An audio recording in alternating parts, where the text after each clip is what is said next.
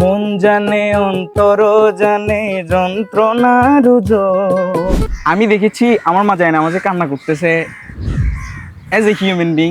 আমি মানুষে আমার মাকে কখনো ফিরাই দিতে পারবো না। এটা আমার সবচেয়ে বড় দুর্ভাগ্য যে আমি কখনো উস্তাদ পাইনি।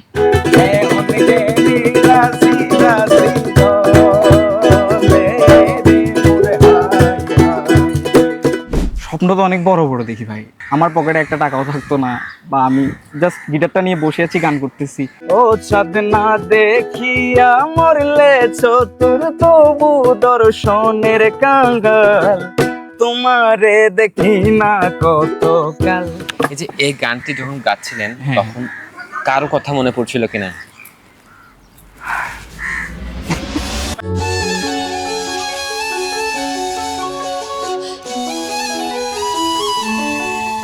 প্রকৃতির অপরূপ সৌন্দর্যের মাঝে আমরা বসে আড্ডা করছি পেনুয়ার বিশেষ আয়োজন হলুদ ফুলের দেশে। আজকের আড্ডায় আমাদের সাথে আছেন দ্বীপ উপজেলা মহেশখালীর সন্তান তরুণ কণ্ঠশিল্পী আলভী, যার কণ্ঠের মুগ্ধতা ছড়িয়েছে অনেকের কাছে, যার জনপ্রিয়তা কক্সবাজার ছাড়িয়ে দেশের দূর দূরান্তে আনাচে কানাচে ছড়িয়ে পড়েছে। আমাদের সাথে আছেন আলভী। আলভী কেমন আছে? আমি অনেক ভালো আছি ভাই, আপনি কেমন আছেন? হ্যাঁ ভালো। আচ্ছা, এই যে পেনুয়ার হলুদ ফুলের দেশের আয়োজনে কেমন লাগছে এসে? আমার অনেক ভালো লাগতেছে, অনেক ধন্যবাদ আপনাদের সবাইকে। আর এই সুন্দর আয়োজন আসলে আমি এক্সপেক্ট করি নাই যে আমার সাথে আপনাদের একদিন এইভাবে আড্ডা হবে। প্রকৃতির সাথে নাকি গানের প্রেম খুব ভালো জমে। হ্যাঁ। এখন এই যে প্রকৃতির মাঝে আজকের আড্ডা যদি শুরু করতে চায়, প্রথমে একটি গান দিয়ে শুরু করতে চায়। ও হ্যাঁ, রিসেন্টলি একটা গান আমার সবচেয়ে বেশি প্রিয় হয়ে উঠছে, ঈশান ভাইয়ের একটা গান, আমার খুব পছন্দের একটা গান, আমি একটু গেয়ে শোনাচ্ছি। ওকে।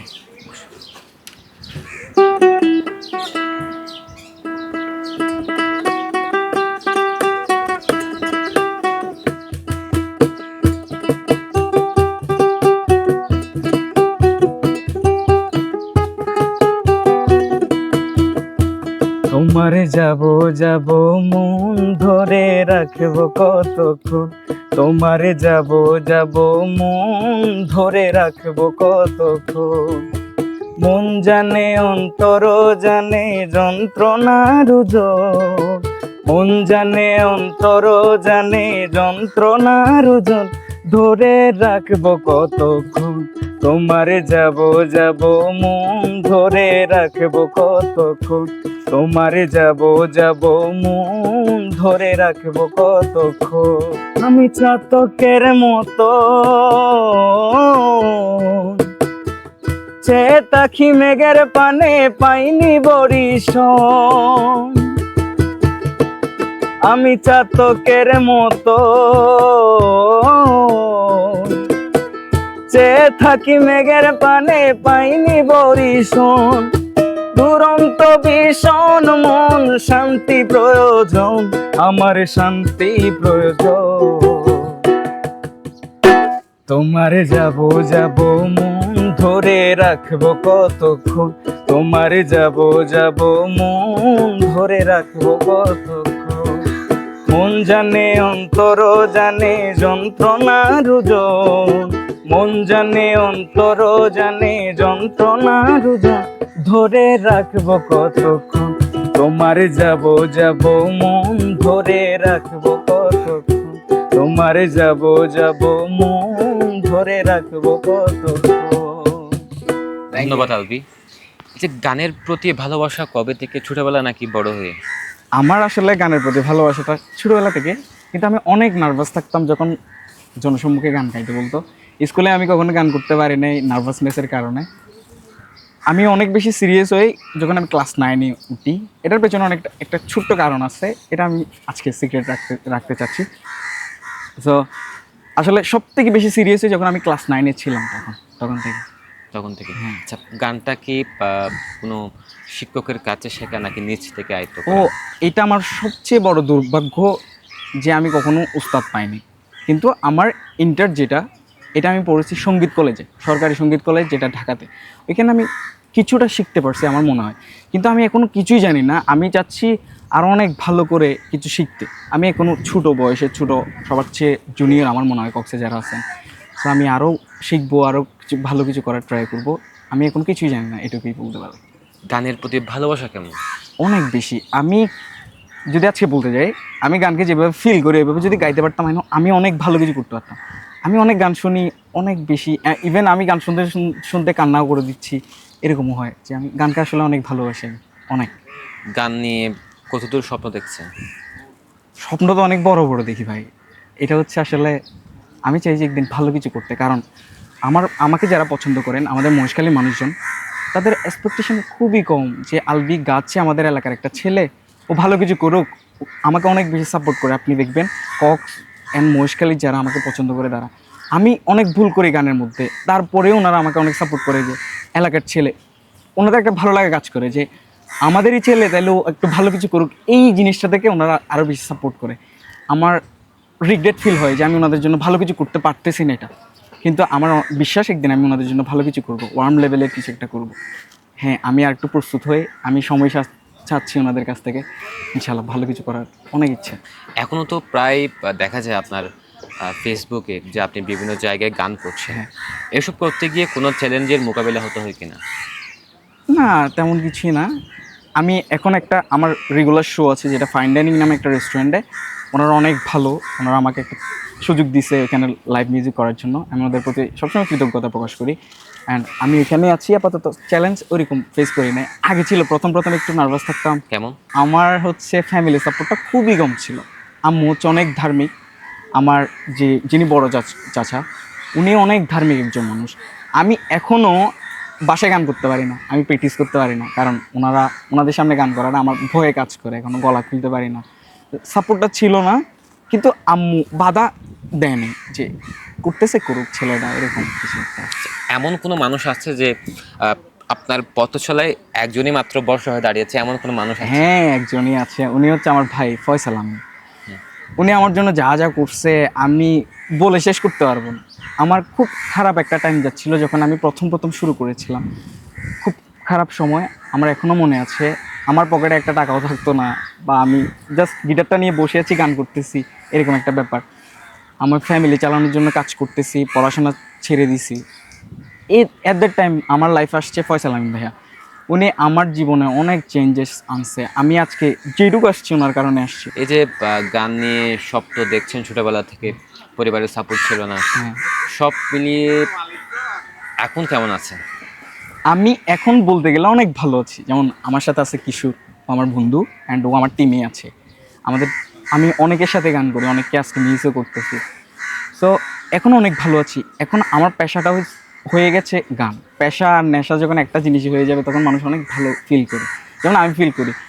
আমি হচ্ছে একটা সময় সবাই বলতো যে গান করে কী করতে পারবা, কিছুই তো করতে পারবা না। যেখানে আমি মনে করি না, এটা ভুল ছিল। আমি অনেক ডিমোটিভেট হয়ে যেতাম যে ওনাদের কথা শুনে, যে আমি হয়তো কিছু করতে পারবো না। বাট এই টাইমে এসে আমি মান্থলি অনেক টাকা ইনকাম করতেছি, যেটা দিয়ে আমি ফ্যামিলি চালাতে পারতেছি, আমার ছোটো ছোটো স্বপ্নগুলো পূরণ করতে পারতেছি। অ্যান্ড আমি আরও ভালো কিছু করবো বলে আশা করছি। সবাই মিলে আমরা আড্ডাতে থাকি, এটা প্র্যাকটিসের মতো, যে টাকাও পাচ্ছি, কাজে করতেছি, এই আর কি ভাইয়া। স্বপ্ন পূরণ হচ্ছে। হ্যাঁ, স্বপ্ন পূরণ আচ্ছা, হচ্ছে। এখন আপনার সাথে আরো অনেক কথা বাকি, অনেক আড্ডা বাকি। তার আগে একটি ফোক গান শুনতে চাই। ও, ফোক গান, ওকে।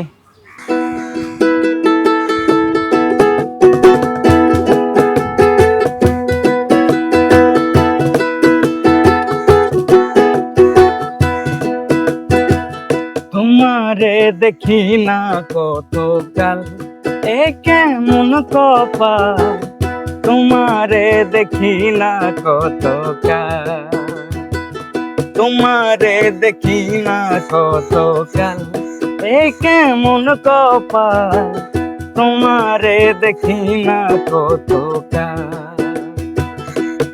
ও চাঁদ না দেখিয়া, ও চাঁদ না দেখিয়া মরলে চতুর, তবু দর্শনের কাঙ্গাল, তোমারে দেখি না কতকাল, এ কেমন কপাল, তোমারে দেখি না কতকাল।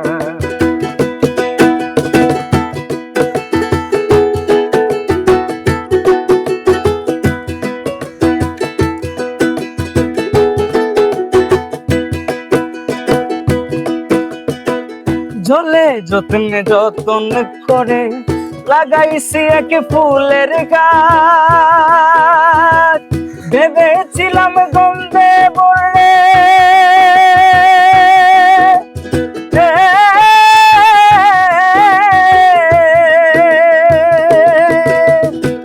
জলে যত্নে যত্নে করে লাগাইছি এক ফুলের গাছ, ভেবেছিলাম গন্ধে বললে নাচিবে আনন্দের নাচ, এখন মরণ ফুলে,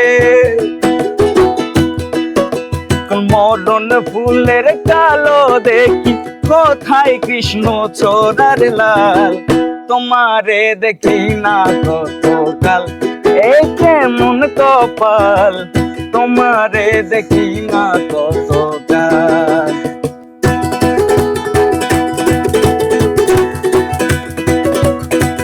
তোমারে দেখি না কতকাল এই কেমন কপাল, তোমারে দেখি না কতকাল। সুন্দর। এই যে এই গানটি যখন গাচ্ছিলেন হ্যাঁ। তখন কারো কথা মনে পড়ছিল কিনা? মনে তো পড়ছিল অনেক কিছুই, আর কিছু করার নাই।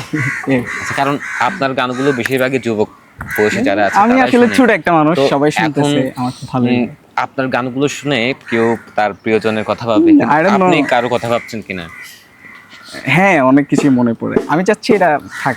আসলে কেউ যেহেতু আমার লাইফে কেউ যেহেতু এখন নাই, আমি মনে করি ছিলই না। So, আমি অনেক স্ট্রং, আমার অনেক কিছু হয়েছে আমার লাইফে, আমি চাচ্ছি না ইমোশনাল কিছু বলতে, ও জানে সব। এখন তো আপনি গানকেই ভালোবাসেন। হ্যাঁ, অনেক অনেক। আমি চাচ্ছি এটা নিয়ে আমি সিরিয়াস হই, ভালো আমাকে কিছু একটা গল্প বলবেন যে গান গাইতে গিয়ে বা গানকে ভালোবাসতে গিয়ে এমন কোনো মজার বা কষ্টের স্মৃতি? ও হ্যাঁ, অনেক আছে এরকম। যেমন আমার সব থেকে বেশি ভালো লাগে রিসেন্টলি আমার যেটা ঘটে আমার লাইফে, আমি কক্সে থাকি, আমি মহেশখালীর সন্তান, আমি সবসময় চাই যে আমার মহেশখালীতে ছুটে যায়, আমার আম্মুকে অনেক বেশি মিস করি, সবাইকে মিস করি। যাওয়ার টাইমে মিউজিকের পর থেকে যেটা চেঞ্জ আসছে, আমি বুটে যাওয়ার পর থেকে আমার কমপক্ষে বাসায় পৌঁছাইতে 500 জনের সাথে কথা বলা লাগে। সবাই আমাকে ডাক দেয় যে আলফি কী অবস্থা, কেমন আছো ভাই, তোমার গান শুনি। ওই যেটা বললাম, ওনাদের আসলে ভালো লাগে কাজ করে যে মহেশখালীর ছেলে ভালো কিছু করুক, দ্যাটস ইট। আমি কিন্তু অনেক ভালো গাই এমন কিন্তু না, আমিও চেষ্টা করতেছি যে ওনারা এত সাপোর্ট করে আমাকে, আমার তো ভালো কিছু করার দরকার আসলে এই টাইমটাতে। তো আমি এভাবে আগাচ্ছি, দেখি কি করা যায়। অনেক কিছু চেঞ্জেস আসছে, অনেক গল্প ঘটছে লাইফে, অনেক কিছু হয়েছে। যেমন একবার হচ্ছে আমি একটা শোতে গেছি, আমাদের এলাকারই ছোটো একটা শো গেছি, গান করতেছি 4-5টা গান করছি, চলে আসতেছি, কারণ ওইখানে একটু প্রবলেম হয়েছে, ওইখানে আর গান করা যাবে না। অ্যাট দ্য টাইম একটা মানুষ আমার একদম পায়ে পড়ে গেছে, কান্না করতেছে, বলতেছে ভাই আরও কয়েকটা গান করো প্লিজ, এই সেই। আমার খুব লাগছে যে ইমোশনাল হয়ে গেছি, এই মানুষটা আমাকে এত বেশি এখানে করতেছে। উনি বলতেছে ভাই আমার মনে অনেক কষ্ট, তোর গান শুনে আমি কান্না করে দিচ্ছি, এই সেই অনেক কিছু এরকম ঘটে টুকটাক। আচ্ছা, গান নিয়ে সর্বশেষ প্রশ্ন, গান নিয়ে কক্সবাজারকে দেশের বিভিন্ন জায়গায় প্রমোট করার প্রতি কোনো প্ল্যান আছে কিনা? আমি যদি বলতে যাই, হলা বা মহেশখালীর গান নিয়ে। হ্যাঁ, আমাদের আসলে আঞ্চলিক ভাষাটা সবচেয়ে প্রিয় আমার কাছে। আমি ছোটোবেলা থেকে এখানে বড় হয়েছি, আমাদের এলাকায় মহেশখালীতে। আমার খুব ভালোবাসা আছে এই ভাষার প্রতি। তো হ্যাঁ, অনেক ইচ্ছা যে একদিন আমি আমাদের ভাষাটাকে ওয়ার্ল্ড ওয়াইড কিছু একটা করব। কারণ আমি এখন হচ্ছে আসলে অনেক কিছু করা যায়, কারণ এখন বাউন্ডারিটা নাই আগের মতো। সো আমি কিছু একটা করবো ইনশাল্লাহ, একটু প্রস্তুত হই, একটু শিখি। এখন তো ছোটো, সবার জুনিয়র আমি এখানে কক্সে যারা আছে। সো আমি চাচ্ছি আর একটু শিখে তারপর ভালো কিছু করার জন্য। জীবনের এমন অর্জন কাকে উৎসর্গ করবেন? আমার মাকে। উনি অনেক কষ্ট করছে ভাই, অনেক বেশি। কারণ এই মানুষটা, আমার যখন বয়স 4 বছর, অ্যাট দ্যাট টাইম আমার বাবা মারা যান। এরপর থেকে উনি আমাদেরকে অনেক কষ্টে লালন পালন করছে, অনেক কষ্ট করছে, অনেক স্ট্রাগল করছে। সো আমার সবচেয়ে কাছের বন্ধু এখনও আমার মা। আমি কখনো আমার আম্মুর কাছ থেকে কিছু লুকাই না, অ্যান্ড সব কিছু শেয়ার করি। আমার মনে হয় যে এই মানুষটাকে বললে আমার হয়তো মনের দুঃখটা কমবে। হ্যাঁ, এটাই হয় আমার সাথে। আমি সব কিছু আমার মায়ের সাথে শেয়ার করি, অ্যান্ড আমার সব কিছু আমি যদি লাইফে আরও ভালো কিছু করতে পারি, তখন আমার মাকে উৎসর্গ করবো। কারণ আমার খারাপ সময় শুধু এই মানুষটাই ছিল, আর সবাই চলে গেছে। এরকম অনেক কাহিনী আছে আমার লাইফে। আমার মায়ের জন্য আমি কিছু একটা করবো। উনি, আমি একটা কথা বলি, আমি সামনে কি করতে পারবো না পারবো আমি জানি না, এটা সম্পূর্ণ আল্লাহর উপর। কিন্তু আমি বিশ্বাস করি যে আমি ভালো কিছু করব, কারণ আমার মায়ের দোয়া আমার সাথে সবসময় আছে। আমি দেখেছি আমার মা যায় না আমাকে কান্না করতেছে, অ্যাজ এ হিউম্যান বিং আমি মানুষ হয়ে আমার মাকে কখনো ফিরাই দিতে পারবো না। যেখানে আমাদের রব সবচেয়ে দয়ালু, উনি আমার মনে হয় না উনি আমার মাকে ফিরাই দেবে। আমার জন্য অনেক দোয়া করে আমার মা, এখনও কান্না করে, এখনও আজকে যেটুকু আসছি ওনার দোয়ায়। আমার আর কিছুই নেই আমার লাইফে। আমি কখনো কারোর সাপোর্ট পাই নাই ফয়সাল আমিন ভাইয়া ছাড়া। আমার ফ্যামিলি থেকে, ফ্যামিলির আশেপাশে আমার বাবা মারা যাওয়ার পর আমি অনেক কষ্ট দেখছি, কেউ ছিল না। আমার বাবার বন্ধুরা বলেন, কত বছর বয়সে মারা গেছে? আমার বয়স যখন 4 বছর বয়স, তখন থেকে আমি স্ট্রাগল করে, মানে বাবাকে আমার তো মা মনে নেই আমাকে তেমন। কষ্ট করে। বাবাকে তো মনে নেই। হ্যাঁ অনেক মনে পড়ে। রিসেন্টলি আমার বাবার আব্বুর, কথা মনে আছে বা এরকম হ্যাঁ কোনো আছে আছে স্মৃতি? আছে আছে আমার আব্বু হচ্ছে অনেক বেশি আদর করতো আমাদেরকে। আমি একটা মাত্র ছেলে, আমার একটা ছোটো বোন আর আমি। সো উনি আমাকে অনেক আদর করতেন, শাসনও অনেক করতো। আমার এখনো মনে আছে একদিন আমি হচ্ছে মাদ্রাসায় না গিয়ে মক্তবে না গিয়ে একটা জায়গায় চলে গেছি ঘুরতে। এখান থেকে আমি চলে আসছি বাসায়, আম্মু বলতেছে আজকে তোরে পিটাবে। অনেক ছোটোবেলার কাহিনী আমার, এই আর কি। আমার আব্বু এরপর আমাকে দৌড়ে বলতেছে তোকে আজকে অনেক মারবো। পরে গিয়ে গোসল টোসল করাই দিছে, মারে নাই। এই স্মৃতিটা অনেক বেশি মনে পড়ে আমার। সালভি, আজকের মতো আড্ডা এখানেই। হ্যাঁ, তবে thank you. আবারও দেখা হবে পেনুয়ায়, তবে আমরা গানে গানে বিদায় নিব। ওকে। গ্রামের মাটিতে বেড়ে ওঠা আলভি এখন পুরো কক্সবাজার নয়, দেশের আনাচে কানাচে খুব বেশি জনপ্রিয় হয়ে উঠেছেন। মহেশখালীর সন্তান, এবং সেখান থেকে তার বেড়ে ওঠা। তিনি গানকে খুব বেশি আপন করে নিয়েছেন, তিনি গানকে খুব বেশি ভালোবাসেন এবং গান নিয়ে তার যত সব স্বপ্ন, সব নিয়ে আজকের আড্ডা ছিল আলভির সাথে। তার গানের প্রতি ভালোবাসা দেখেই এবং তার গান অনেকের কাছে মুক্ততা ছড়ায়। আজকের মতো বিদায় নিচ্ছি আমি, সরুয়া সাকিব। আচ্ছা ও লাগে মনে রে।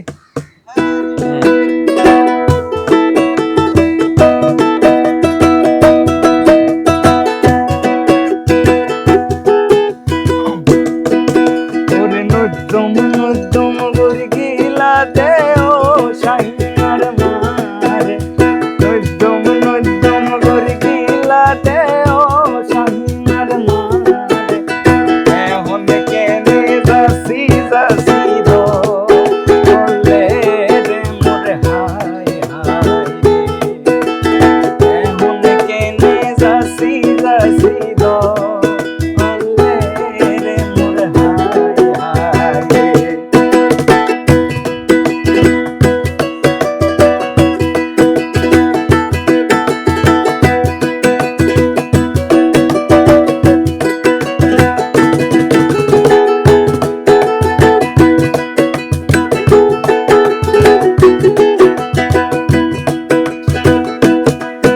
ওরে মহেশে খালি ভিতর মাঝে তো তার লাগে বইছে, মহেশে খালি গাছো। ওরে মহেশে খালি ভিতর মাঝে তো তার লাগে বইছে, মহিনে দোলা তো তামাই তো গে রে মোর হায় হায় রে, রাহিনে দোলা তো তামাই তো গে